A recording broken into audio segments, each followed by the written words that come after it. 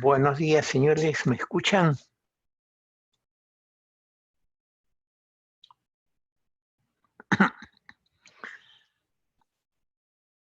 ¿Me escuchan? Sí, profesor. Ya, perfecto. Entonces vamos a iniciar la clase. El señor Sherman Marlin ha llegado. Parece que todavía no está, entonces después participa él. Sí, profesor, acá estoy. ¿Está presente? Sí, profesor. Ya, entonces podemos iniciar con tu presentación del diseño de la vigueta del techo de estacionamiento. ¿Dónde estás acá para...? Acá está.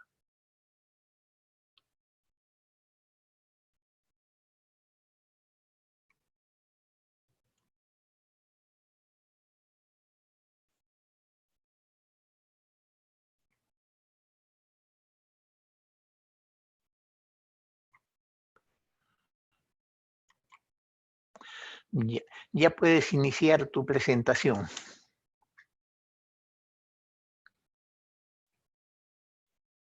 Conecta tu micro.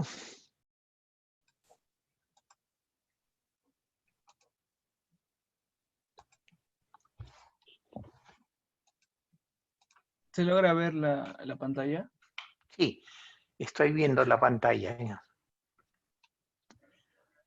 Ya. Bueno, para empezar, para la sección de la vigueta escogí una C de 6 por 2 pulgadas, de 0 a 36, ¿no? De espesor 4.5 y de espesor del pequeño, se podría decir, cachito del ala de 22.2 milímetros. Estas son las propiedades de la sección. El FY, el módulo de elasticidad, su área, su inercia en X y su inercia entre centroide en X y en Y. Hice un pequeño metrado del elemento, ¿no? Considerando su peso propio, de acuerdo a la sección que escogí, una carga muerta por el peso de la calamina, el techo, una carga viva y una carga de viento, ¿no? Y además asumí que el techo está inclinado a unos 15 grados más o menos. Entonces, escogí la combinación de carga más desfavorable y me salió que era 1.2D más 1.6 LR más 0.8 W. Y como el techo estaba inclinado, entonces decidí sacar una carga en X y una carga en Y, que es solamente descomponer la fuerza por el ángulo, la inclinación del techo, y asumí la vigueta simplemente apoyada, ¿no? Con una longitud de 9 metros entre cada pórtico, se podría decir. Entonces determiné el momento en X y el momento en Y la cortante, ¿no? Luego, procedí a determinar la resistencia a la sección por flexión, ¿no? Poniendo el phi como 0.9, y encontré esta fórmula para el diseño de compresión, el diseño de flexión de elementos de ese tipo vigueta, con la sección que escogí, ¿no? Dividiendo el M último de acá entre el M resistencia, y el M último del Y entre el MI de resistencia, me salía mayor que 1. Esta fórmula la saqué de un libro de diseño de estructuras de acero con el método LRFD, algo así. Entonces, como no cumplía esa relación, decidí cambiar a una sección de base más ancha, conservando el mismo peralte, ¿no? Entonces ahora la sección sería de 6 pulgadas de peralte y 3 pulgadas de ancho, y el espesor 4.5, ¿no? Entonces la altura en milímetros sería 152.4. Las propiedades de inercia entre el centroide en X y en Y de 69.21 y de 23.32. El peso también varía, ¿no? Como es un poco más grande, es un poco más pesada. Determiné de nuevo el D, el L y el W, y de nuevo obtuve una combinación de carga última. De nuevo lo distribuí, ¿no? Por la inclinación del elemento del techo. Y ahora sí me salió, bueno, también determiné de nuevo, ¿no? Porque me varía el SX y el SY, una resistencia en flexión. Y esta vez sí me salía menor a 1, ¿no? Me salía 0.94. Luego, verifiqué por corte también, ¿no? Con las fórmulas que estaban en el libro también, y también que estaban en la norma. Entonces, primero definí H, que, que era la altura libre entre alas, ¿no? La altura del alma libre, ¿sí? O sea, sin contar el espesor de las alas, y también sin contar un pequeño cachito que no me acuerdo cómo se llama ahora, que era como un radio, algo así. Entonces me salió 141.15 la altura, y bueno, el espesor de 4.5, ¿no? Y el área, que según la norma se determina por D, por la altura total, no esta altura de acá, sino la altura de la sección, por el espesor, la altura del alma. Entonces definí esta división para poder comparar, por ejemplo, para la obtención del KB, ¿no? La condición es que si el H entre TB es menor a 260, el KB vale 5. Resulta que sí. Entonces, con el KB y con los parámetros antes definidos, me dispongo a hallar el CB también. También con las relaciones de la norma, ¿no? La primera relación, o sea, decidí empezar por la primera, ¿no? En donde el H entre B, si el H entre B es menor a 1.1, el KB por el E por el FY, el CB vale 1. Entonces, procedí a realizar las operaciones, y efectivamente el H entre TB era menor que esta expresión que salía de 70.86. Entonces, el CB era 1. Entonces, para ya la resistencia a corte nominal del elemento, solo era multiplicar el FY por el FY por 0.6 por el área del alma. 0.6 por 2530, ¿no? Porque es 0 a 36 por el área del alma, ¿no? Que la determina acá arriba. Y me salió una resistencia nominal de 10.410 kilos. De nuevo con el mismo metrado, ¿no? Determiné una carga última, y esta pasaba holgadamente. Y finalmente determiné la deflexión. Con el mismo libro había una fórmula para determinar deflexiones por flexión. Igual del libro de diseño de acero con el método RFLD. Acá puse la página, que era 5W las cargas en servicio, la longitud a la cuarta sobre 384 EI. Entonces verifiqué en X y salía una deflexión de 6 milímetros, que me pareció muy, muy bajita como para preocuparse. Y ya, eso es todo. Muy bien, señor. No creo que te puedan hacer preguntas porque has hecho una solución que no corresponde todavía a lo que hemos estudiado. Has hecho una solución para una vigueta trabajando en flexión, que es un que todavía no hemos llegado. Lo que se había pedido desde el comienzo cuando se planteó este problema, era usar viguetas reticuladas. no una vigueta trabajando en flexión. ¿A qué espaciamiento has colocado estas viguetas? No lo has comentado. A, a 2.5 más o menos. ¿Dónde aparece eso en algún sitio, el espaciamiento de las viguetas? O sea, lo consideré solo en el metrado, ¿no? Porque después nada más depende del espaciamiento. Solo en el metrado nada más.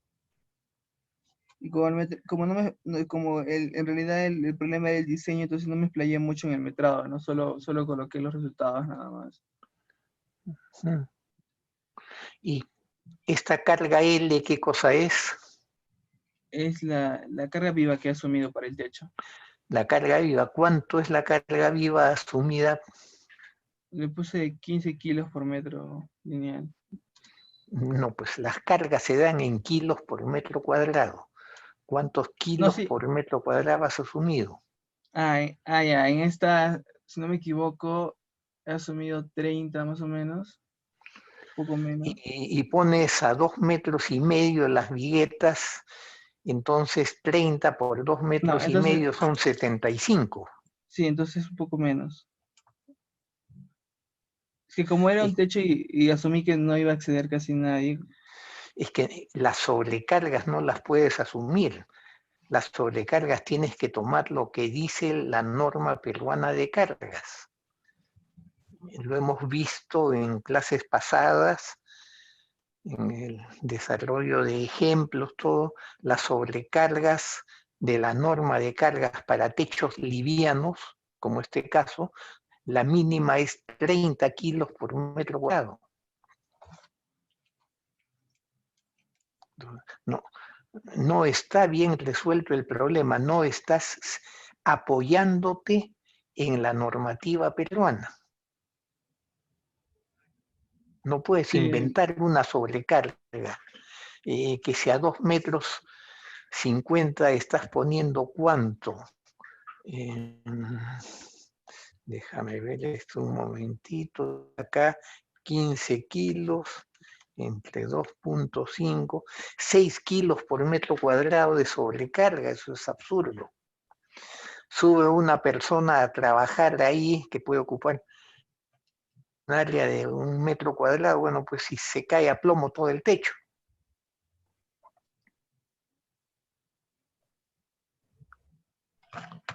Entonces, te pediría que repitas el problema en la manera como se pidió, que lo hagas con una vigueta reticulada, porque lo demás, la parte teórica no la conoces todavía, simplemente has copiado lo que dice en un libro sin saber los fundamentos. Lógicamente no te has estudiado la teoría de flexión. ¿Ya? Entonces hay una serie de cosas que se pueden analizar ahí, pero no tiene sentido que te pregunte ahora de las cargas. Sí te puedo preguntar porque noté esa diferencia, una sobrecarga de 15 kilos por metro lineal no podía ser. ¿Ya? Entonces revisa el problema, plantéalo para la próxima clase, para el próximo miércoles, con la solución con una vigueta reticulada, porque ya hemos visto lo que es tracción, lo que es compresión, entonces ese diseño lo puedes ver completamente.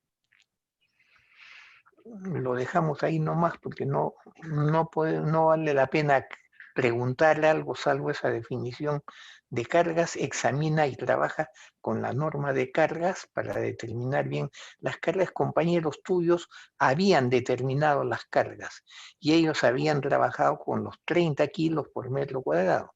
No has leído la información que ellos has preparado, no la has visto. Entonces, eso no está bien.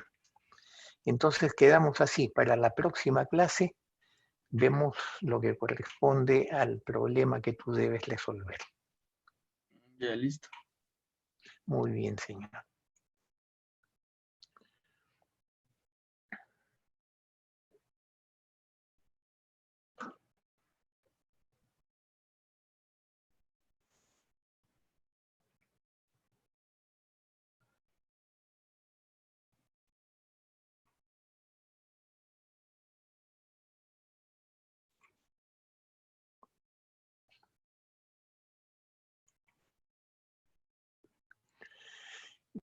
Vamos a continuar con el capítulo de conexiones empernadas.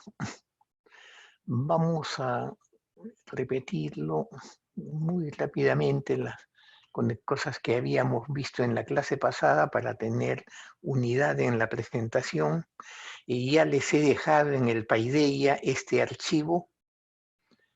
Entonces, acá ven una foto de una obra trabajándola en conexiones empernadas. Ven ustedes las dificultades de la operación del montaje. Un operario acá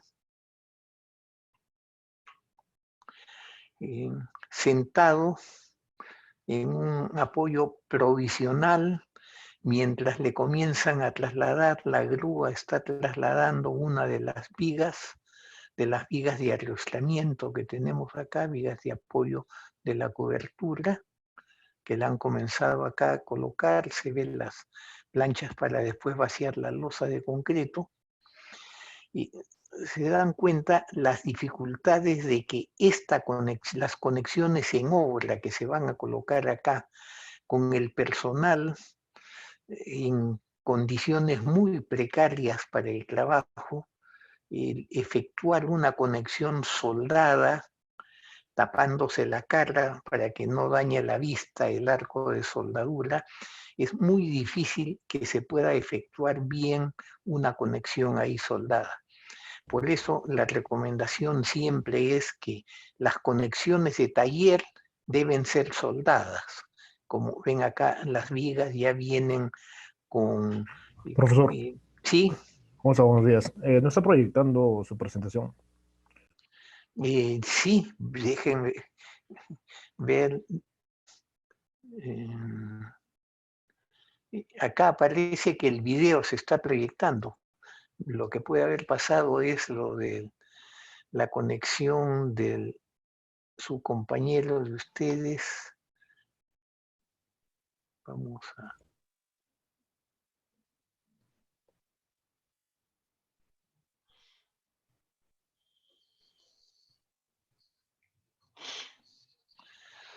¿Están viendo el video ahora?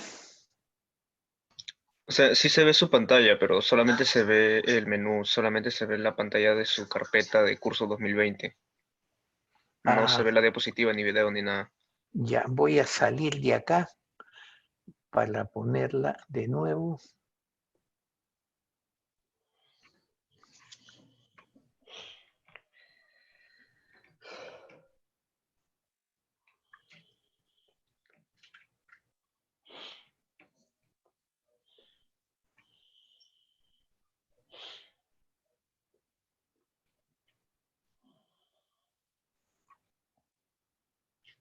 ¿Ven ahora la pantalla? Sí, profesor. Ya, de acuerdo, entonces continuamos desde ahí.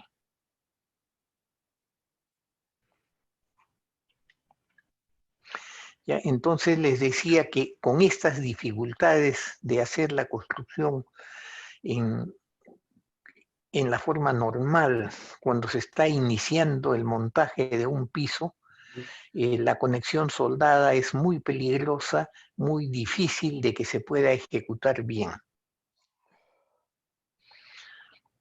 Acá ven ustedes el operario montado prácticamente a caballo sobre la viga metálica. Han colocado esta viga que va a recibir la estructura de techo y está efectuando la conexión empernada, ajustando los pernos. Ven que esta operación sí se puede ejecutar con más facilidad que el ponerse acá una máscara, estar acercando electrodos para formar bien el arco eléctrico, etc. Aprovechamos para ver las herramientas que tiene el montador de una estructura empernada, una serie de punzones de punta muy afilada que se va agrandando, que permite meter el punzón en un hueco y mover ligeramente la estructura metálica hasta hacer que coincidan los huecos con la plancha del elemento que se va a apoyar. Y recién en ese momento, habiendo hecho coincidir los huecos, se pueden colocar los pernos para efectuar la operación ya de la conexión.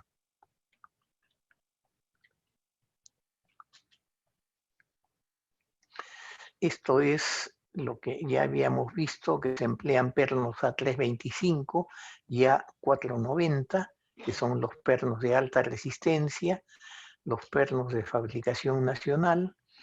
Acá vemos unos pernos A325 con la marca de fabricación de la calidad de los pernos. Acá unos pernos A490. El lado de la cabeza del perno, la zona fileteada del perno,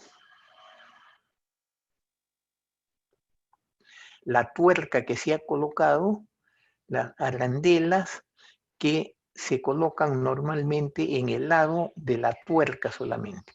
En la cabeza del perno normalmente no colocamos arandelas.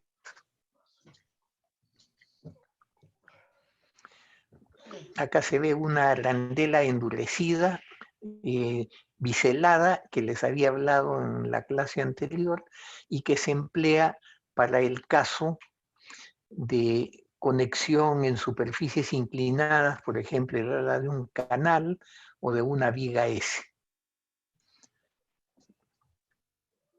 Las arandelas planas son las comúnmente empleadas, las ven ustedes acá en esta conexión empernada.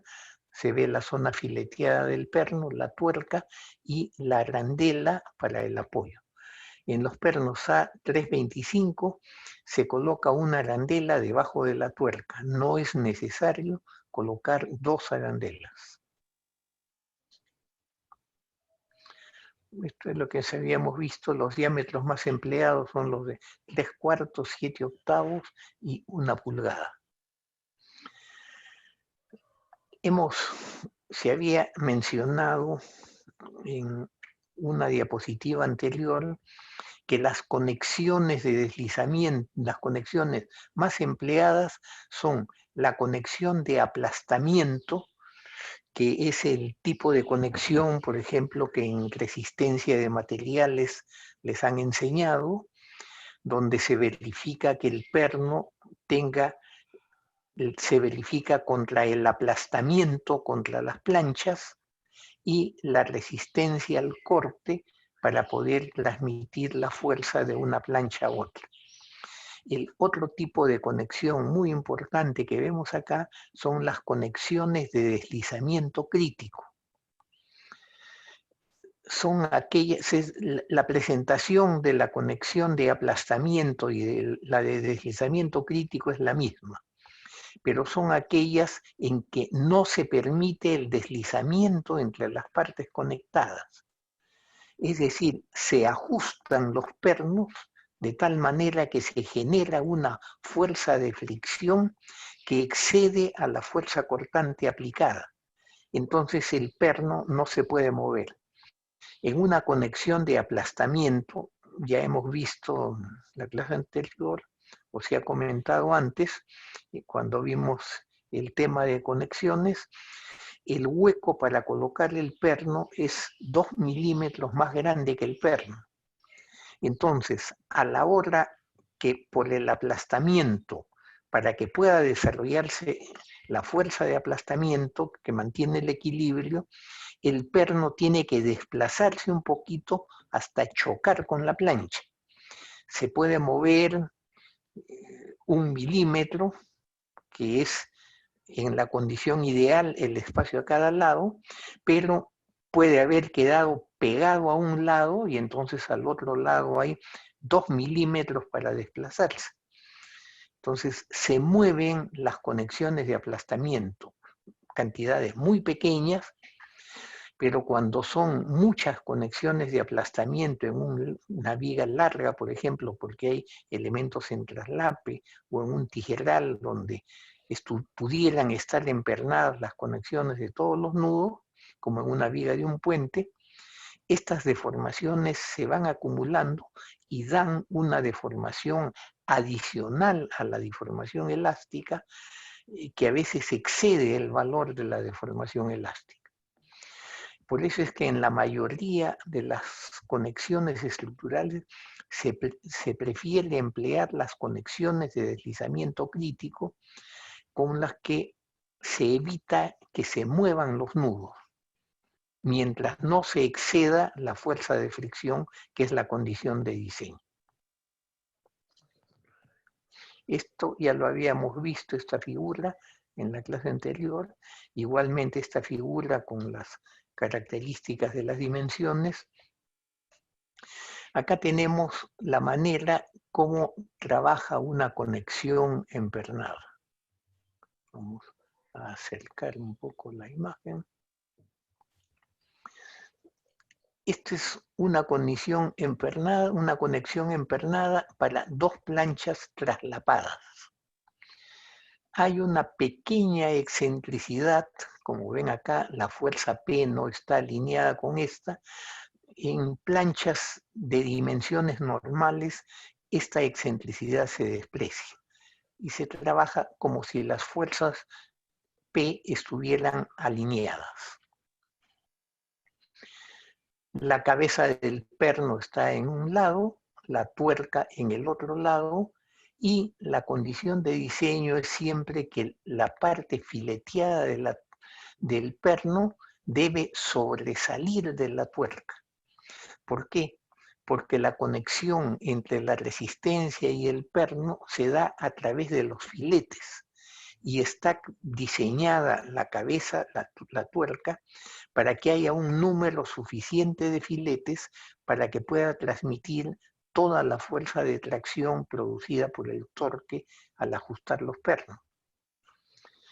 Si nosotros dejamos que este filete, esta parte fileteada del perno, quede dentro de la tuerca, por debajo de la cabeza, del borde superior plano de la tuerca, entonces el número de filetes que están transmitiendo la fuerza de la tuerca a la plancha va a ser menor que el que debía ser y puede reducirse la resistencia. Entonces las normas exigen que esa situación no suceda.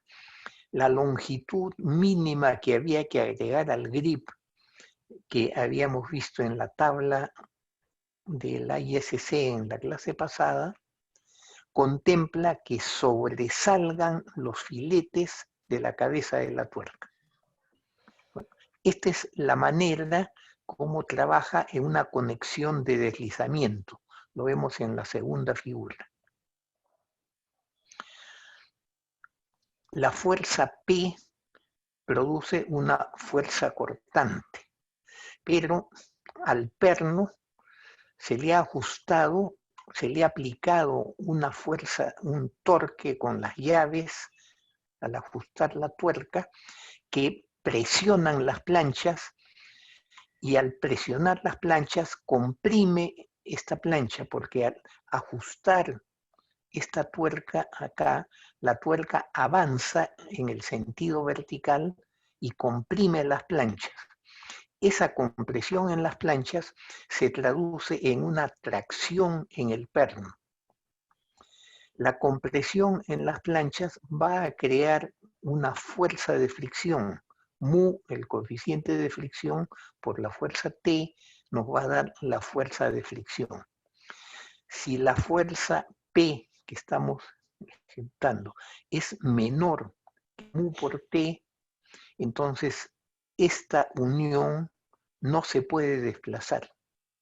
Y esto produce una conexión de deslizamiento crítico, en que no se debe desplazar la conexión. Puede haber un accidente. El accidente significaría que se incrementó la fuerza P por encima de lo considerado en el diseño y vence a la fuerza de fricción y se desplaza la plancha. Por eso la norma indica que cuando se diseña una conexión de deslizamiento crítico, debe verificarse que resista como una conexión de aplastamiento.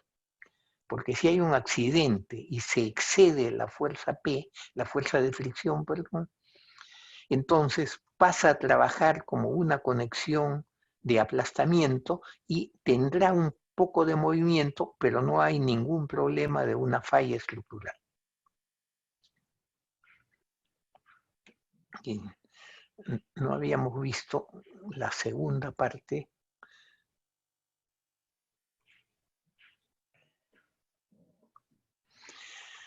La segunda parte de la figura era los modos posibles de falla de una conexión empernada.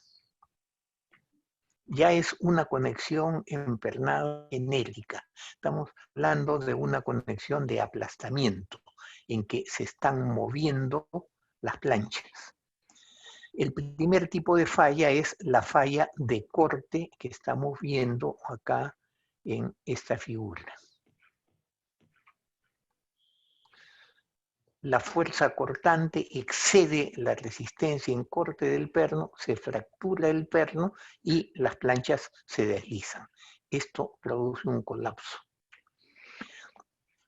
El segundo caso de falla posible es no falla el perno. Entonces apoya contra una de las planchas. Al jalar esta de acá se apoya la parte posterior de la plancha superior contra el perno y se produce una falla por corte en la plancha. Una falla por corte de la placa, de la plancha. Es en la forma que vemos acá en la figura.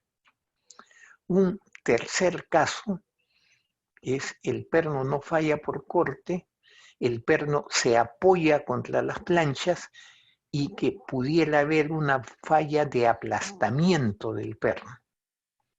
Esto se puede dar en los pernos A307, no en los A325, que son de alta resistencia, de una resistencia mucho mayor que las planchas de acero A36 o de grado 50. Por lo tanto, aunque esta es una falla posible, es posible en los pernos A307 que no los empleamos estructuralmente. Este caso D es semejante al de la falla de corte, pero acá no se produce el corte, sino se aplasta la plancha y por lo tanto se arruga y hay un aplastamiento de la plancha acá. El caso E es el caso que habíamos estado viendo del ajuste en una conexión de alta resistencia, de deslizamiento crítico. Aplicamos un ajuste demasiado grande, mayor del que permite el perno, y se produce una rotura en tracción del perno cuando se está instalando. Esto está controlado porque la norma da fuerzas de torque máximos que se pueden aplicar a los pernos para que no se presente este tipo de falla. Este caso F es un caso muy particular cuando se emplean planchas muy gruesas o una cantidad grande de planchas que componen el elemento estructural. En esquema acá hay dos planchas que resisten las fuerzas hacia la izquierda y tres planchas con una más gruesa al centro que resiste la fuerza hacia la derecha. Pero este paquete de planchas produce un grip muy grande en el perno. Y entonces hay un fenómeno de flexión ya en el perno. Y se produce el perno se dobla, hay una falla de flexión en este caso. Muy poco probable es en los casos de conectar planchas muy grandes, en esos casos hay que verificar la resistencia a flexión de la barra curva, la barra circular que es el perno. Y el último tipo de caso considerado es algo parecido a los casos B y D. La fuerza de aplastamiento no produce falla de corte, no produce falla de aplastamiento, pero puede producir una falla de tracción transversal en la plancha. Entonces, estos son los tipos de falla que debemos considerar no es que todos se vayan a presentar, les dije el tipo C o el tipo E, normalmente están eliminados porque las calidades empleadas del material evitan ese problema. El F es un caso muy particular cuando hay elementos muy gruesos. Los demás casos son los que sí son perfectamente factibles y son los que vamos a estudiar. Habíamos visto nosotros que para calcular la longitud de los pernos debemos calcular el grip, que es el espesor de todas las planchas conectadas por el perno. Se le suma a este espesor de las planchas el espesor de una arandela que en promedio se considera de 5/32 de pulgada o 4 milímetros. Y se le agrega a la longitud indicada a la tabla 8.2. O sea, la longitud indicada en la tabla 8.2 no considera el espesor de la arandela, porque a veces en lugar de una se cree conveniente agregar 2 arandelas, entonces habrá que duplicar esta dimensión. Entonces, al grip, a la longitud de la arandela, se le agrega además la longitud indicada en la tabla 8.2 que hemos visto en la clase pasada, redondeándose la longitud total a 1/4 de pulgada por encima del valor obtenido. Esto va a garantizar que el extremo fileteado del perno va a sobresalir de la tuerca, condición necesaria para la seguridad de la conexión, como habíamos dicho hace un momento. La supervisión debe verificar que siempre se presente esta situación, que el extremo fileteado de la tuerca del perno sobresalga de la tuerca.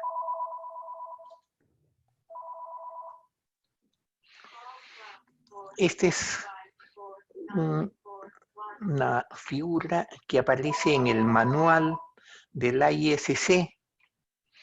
Se ve acá una conexión empernada, se tienen dos planchas se han marcado acá de distinto espesor.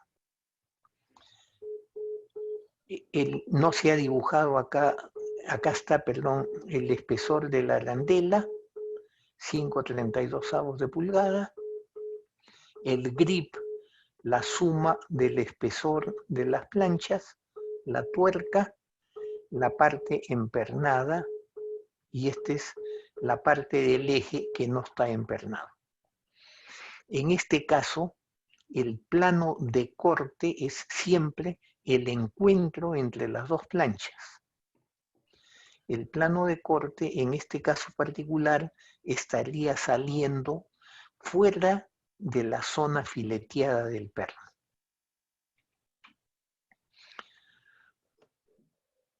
Esta es la zona que está sobresaliendo de la parte fileteada, y el ICC pone que el mínimo de esto es 0, o sea, que quede a ras con la cabeza del perno. Es una condición un poco peligrosa, y lo normal es que se deje sobresalir algo, como han visto en las fotos que habíamos presentado. ¿Qué consideración hace para ver lo que vamos a aplicar acá? Acá tenemos nosotros dos planchas que se están conectando. Esta es la tuerca y este borde de la plancha es el borde más cercano a la tuerca. La plancha más cercana a la tuerca es esta, con las achurrada en el sentido descendente de izquierda a derecha. La plancha achurrada en el sentido descendente de derecha a izquierda es la que está en contacto con la cabeza. Como ven en el dibujo, no hay ninguna arandela acá, y el plano de corte, el shear plane, es esta línea que tenemos acá. ¿Qué indicación tiene la tabla? Diámetro nominal del perno. Los valores usuales 3/4, 7/8 y 1 pulgada. Espesor mínimo T. de la plancha más cercana a la tuerca, esta que se ha marcado acá como la dimensión T, para excluir los hilos del plano de corte. Si esta plancha pegada a la tuerca se emplea con pernos de 3/4 de pulgada, si T es de 1/4 de pulgada o mayor, el plano de corte está fuera de la zona fileteada. Para un perno de 7/8, esa dimensión T es 1/4 de pulgada, y para un perno de 1 pulgada, esa dimensión T es 3/8 de pulgada. O sea, si nosotros ponemos un perno de 1 pulgada y la plancha más cercana a la tuerca es una plancha de 5/16 de pulgada, que es menor a 3/8, 3/8 son 6/16 de pulgada. Si esta plancha es de 5/16 de pulgada, sin hacer ninguna consideración, inmediatamente decimos, el plano de corte está en la zona fileteada. ¿Ya? Los valores mostrados asumen una arandela de un espesor de 5/32 de pulgada está presente. Si no hay arandelas, incremente el espesor mínimo en 1/8. 1/8 son 4/32 de pulgada, un pelito menos que los 5/32, o sea que esta es la consideración segura. La figura 8.3 entonces del manual de la ISC nos da el espesor mínimo de la plancha más cercana a la tuerca para excluir los hilos del plano de corte. Entonces, ustedes proyectistas no necesitan calcular la longitud del perno. Simplemente, según el diámetro de perno que están empleando, ven el espesor de la plancha más cercana a la tuerca y deciden inmediatamente, mi plano de corte está en la zona fileteada o está fuera de la zona fileteada.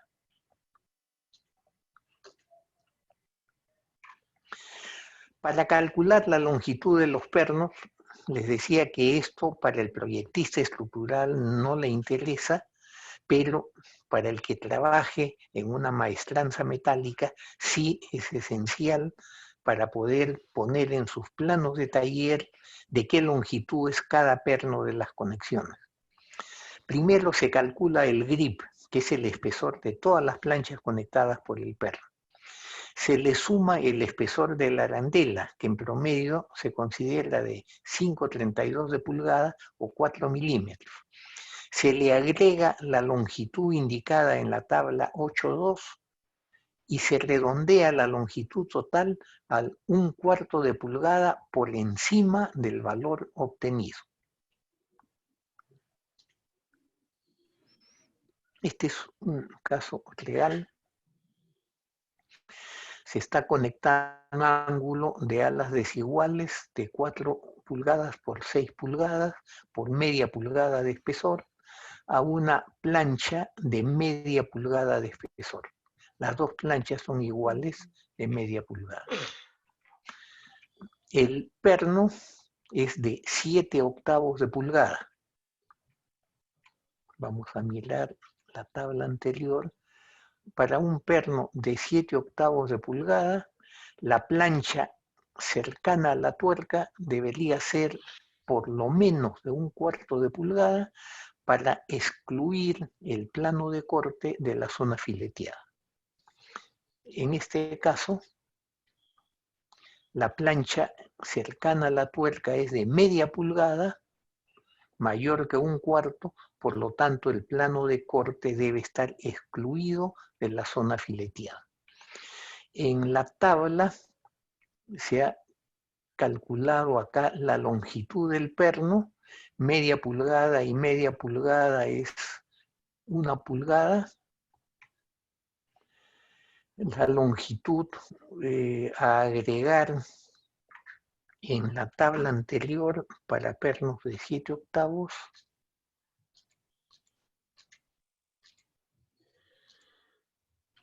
es esta tabla.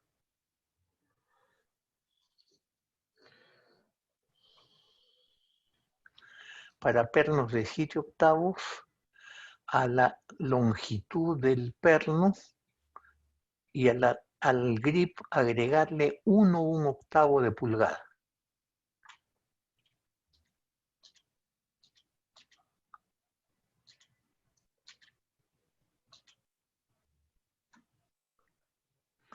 Entonces teníamos acá 1 pulgada y le agregamos 1/8, 2/8, le agregamos 5/32 y tenemos 2/4 de pulgada, que es la longitud del perno que hemos mandado comprar.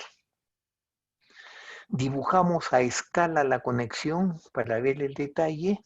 La cabeza del perno está acá, se ha traído acá a escala, 2/4 de pulgada.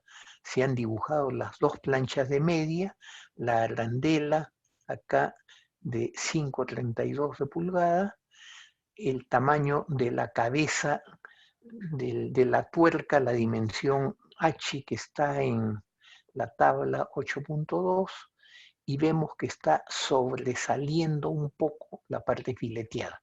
O sea, el cálculo de la longitud del perno es correcto.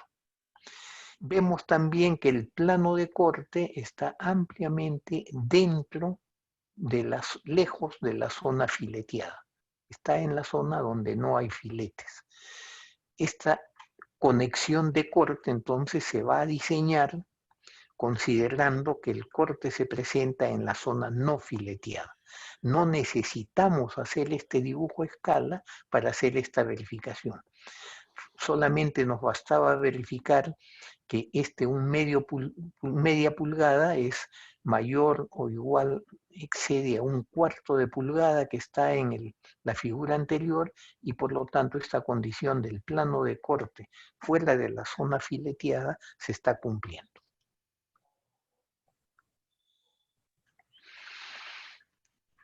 La condición de los pernos es, los pernos no se pueden ajustar con la mano. Cualquier vibración, cualquier golpe, el que camine gente nomás en la parte del piso, puede hacer que esos pernos se aflojen. Los pernos tienen que ajustarse. Para hacer el ajuste del perno, nosotros empleamos la fuerza mínima de tracción que indica la norma E090. La norma E090 da el torque que hay que aplicar, y el torque es pues la fuerza que ejecuta el operario por el brazo de palanca con la llave con que está ajustando el perno al centro del perno. Nosotros nos interesa para las conexiones de deslizamiento crítico que el perno quede requintado para que sea muy difícil aflojarlo. Es lo que pasa con los pernos de las ruedas de un automóvil, por ejemplo, que primero lo ajusta el operario con su ajuste normal, con su llave en cruz usualmente, que tiene el largo de una llave normal, y una vez que lo ha ajustado, le agrega un tubo para aumentar el brazo de palanca y requinta el perno. La norma E90 considera que el método más adecuado y simple para ajustar los pernos es el giro de la tuerca, que consiste en ajustar el perno con una llave de boca corriente con toda la fuerza de una persona. Se marca en qué posición ha quedado la tuerca, una marca con una tiza, un creyón o una pequeña lima. Se coloca un tubo en la llave y se hace girar la tuerca en octavos de vuelta hasta alcanzar el giro indicado. Esa es la operación del requinte del perno. La norma, en general todas las normas, no confían tanto en el ajuste con una máquina automática, una máquina de torque automática, como ustedes seguramente han visto emplear en los talleres de automóviles cuando ajustan la llave de un carro, las tuercas de la rueda de un carro. Ponen la llave, aprietan el botoncito, esa máquina está conectada a un compresor de aire y con el aire comprimido gira, aplica el torque hasta que llega al torque de la calibración y solita se suelta la máquina. No ajusta más allá del torque indicado en su calibración. ¿Cuál es el problema? De que estas máquinas se pueden descalibrar de una manera muy fácil. No tanto en un sitio donde inflan llantas de carro, porque ahí las mueven muy poco. Pero en una obra, esta máquina tienen que subirla a donde estaba el operario viendo en el montaje que vimos en las diapositivas iniciales de esta clase, trepado encima de la viga con su llave de torque aplicando el ajuste. De ahí tiene que ponerla en algún sitio, no tiene dónde, la deja colgando en el aire, meciéndose, y cuando se va a bajar se la tira al operario que está abajo esperando para que la reciba. De ahí se la llevan a guardar, es muy fácil que se golpee y que se pueda descalibrar. Un golpe se descalibra y la fuerza de torque aplicada es cualquier cosa, pero no marca que no se ha roto, simplemente se ha descalibrado. Las indicaciones de la norma son que cuando se emplean llaves de torque, todos los días en la mañana, antes de iniciar el trabajo, debe verificarse la calibración de la llave de torque con una máquina especial que ajusta un perno de calibración y ve que esté marcando el dial de la máquina lo mismo que marca el equipo de calibración. Con ese ajuste, en el día se puede trabajar con esa máquina, al día siguiente hay que volverla a recalibrar. Entre nosotros, esta es una práctica muy poco empleada. Las supervisiones muchas veces no la exigen, por eso es que el método de giro de la tuerca es un método mucho más fácil. Se gira la tuerca media vuelta, o sea, 2 octavos, perdón, 2 octavos es un cuarto, media vuelta es 4 octavos o 6 octavos, de octavo en octavo se va haciendo girar. Casi nunca se llega normalmente a un giro de 360 grados. Vamos a ver en esta diapositiva lo que corresponde a unos ensayos que están en el libro de Johnson & Johnson. Vamos.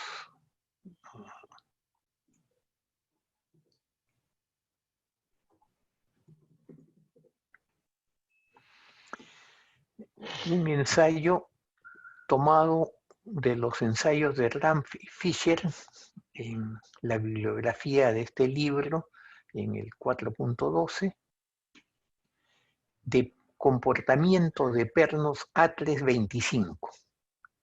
Acá se marca la elongación del perno, es un perno de 7 octavos de diámetro A325. Y acá la tracción en el perno en Kips. La curva de ensayos en el perno es la que tienen acá, un comportamiento prácticamente elástico hasta 40 Kips. Entra en fluencia, son pernos de alta resistencia, más bien el escalón de fluencia se mide acá, por un offset a 0,2%, alcanza su resistencia máxima a la tracción en esta zona, todo este escalón de resistencia máxima, y por acá comienza el descenso de la resistencia hasta la rotura. Carga de tracción que fija la carga de prueba, es esta que se ha marcado acá, en esta línea, con un margen bastante grande a la resistencia mínima en tracción del perno, el F sub U, no U. Cuando se hace el ajuste con el giro de tuerca que hemos dicho, el ajuste manual termina por acá. Cuando se lleva a un giro de media vuelta del perno, se lleva hasta en esta posición en los ensayos de Ramp y Fisher. Queda por acá. Cuando se gira con el ajuste de una vuelta completa, que nosotros usualmente nunca llegamos, queda por acá. Si se lleva a una vuelta y media, queda por acá donde ya comienza la disminución de la capacidad resistente del perno. O sea, hasta el giro de una vuelta completa, que normalmente nosotros nos quedamos en los 3/4 de vuelta, o sea, por acá, no hay ningún problema en afectar la resistencia del perno. Se le ha llevado a su resistencia máxima de tracción, muy lejos todavía de la zona donde va a comenzar a perder resistencia o de donde se puede romper. Acá está el margen de seguridad para rotación de la tuerca, es hasta acá.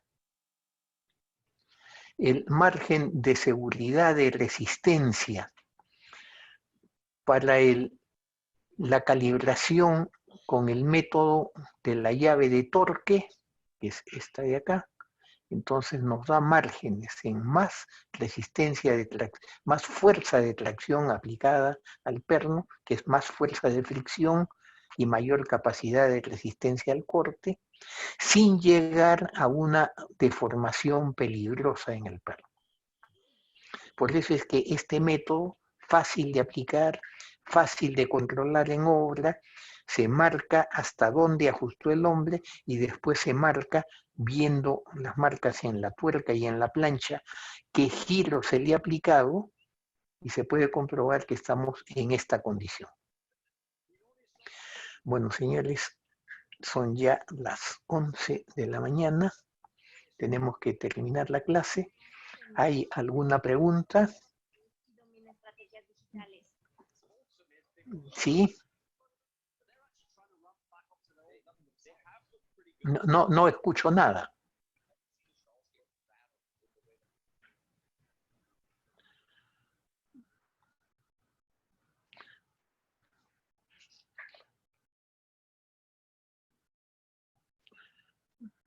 No se te escucha quién estaba hablando.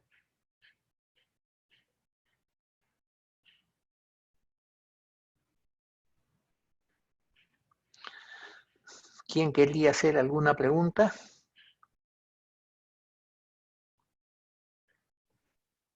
Ingeniero, buenos días. Una Sí, consulta. sí. Ingeniero, ¿podría subir los videos de la clase pasada, por favor? Es que no puedo asistir por motivos personales y quisiera que lo suba para poder ver la clase, por favor. Les pasé el link, creo que incluía el de la clase pasada. El de las... lo voy a revisar, ingeniero. Sí, me parece que hasta la clase 11 ya estaba incluido ahí en el link que les pasé, porque me habían pedido también que pase el ejemplo número 1 de soldadura, que también lo he puesto en el Paideia, y por email les pasé el link de las últimas clases. Si no lo hubiera pasado, ahora que me llegue de Zoom el link de esta clase y paso los dos links simultáneamente. Ok, muchas Pero gracias. verifiquen. Muy bien. Profesor, solo se encuentra hasta Sí. la clase 10. A la clase 10, ya, perfectamente. Entonces ahora que me llegue el link de esto y les paso la clase 11 y 12. Perfectamente. ¿Alguna otra pregunta? Muy bien, señores. Entonces continuamos y el señor Sherman Marín, no se olvide para la próxima clase la vigueta, pero en las condiciones que podamos verificar lo que ya hemos revisado en los estudios, la vigueta reticulada para este problema.